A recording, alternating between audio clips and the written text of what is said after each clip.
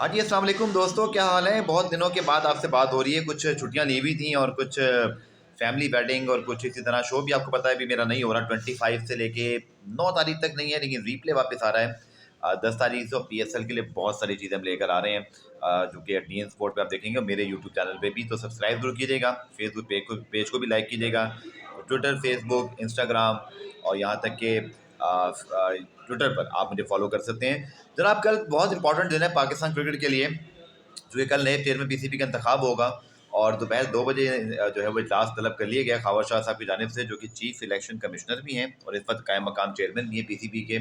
और आपको पता ही है क्या होता है कि पाकिस्तान क्रिकेट बोर्ड में जो 2 नॉमिनेशन होती हैं प्राइम मिनिस्टर हाउस से, उनमें से ही कोई एक चेयरमैन बनता है। वैसे तो 10 अरकान पर मुश्तमिल गवर्निंग बोर्ड इंतखाब करता है पीसीबी चेयरमैन के, लेकिन दो अशखास जिनकी या शख्सियात जिनकी नॉमिनेशन आती है प्राइम मिनिस्टर हाउस से, वो इलेक्ट होते हैं। जैसे कि मोहसिन नकवी साहब, जो कि इस पर इंटरिम सीएम पंजाब हैं, और इस तरह फिर जो मुस्तफ़ा रमज़ा साहब हैं। तो मोहसिन नकवी साहब is all set to become a chairman PCB, unless कोई मिरेकल ना हो जाए, कहीं और कोई जीतने की ऐसी कोई कहानी नजर तो नहीं आ रही। तो मोहसिन नकवी साहब is all set to become the PCB chairman.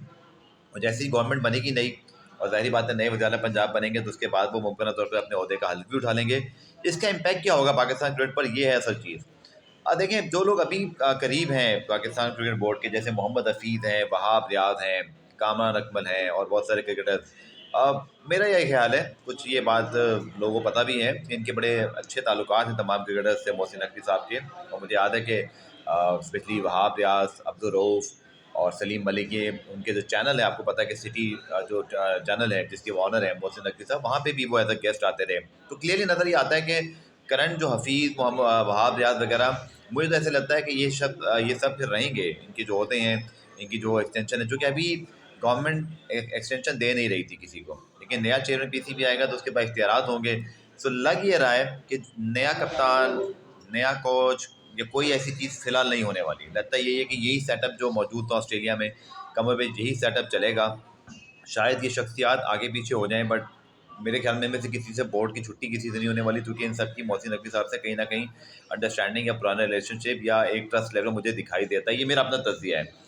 और कप्तानी भी इसी तरह जू की तू रहेगी, तो शायद एक लिहाज से पाकिस्तान क्रिकेट के लिए बेहतर ही है कि कंटिन्यूटी चले हो रही है। लेकिन ये ज़रूर है कि चेयरमैन पीसीबी का इंतखाब चाहे 6 फरवरी को हो रहा है, लेकिन 8 फरवरी को होने वाले इंतखाबात, उसकी अहमियत बरकरार रहेगी। उसका जो आउटकम होगा वो पाकिस्तान क्रिकेट बोर्ड पर असरअंदाज होगा। अगर तो नून लीग की गवर्नमेंट आती है तो समझा ही जाता है कि फिर मोहसिन नकवी साहब जो है वो बरकरार रहेंगे, लेकिन अगर पीएस पार्टी गवर्नमेंट आती है तो फिर तब क्या सूरत हाल होगी।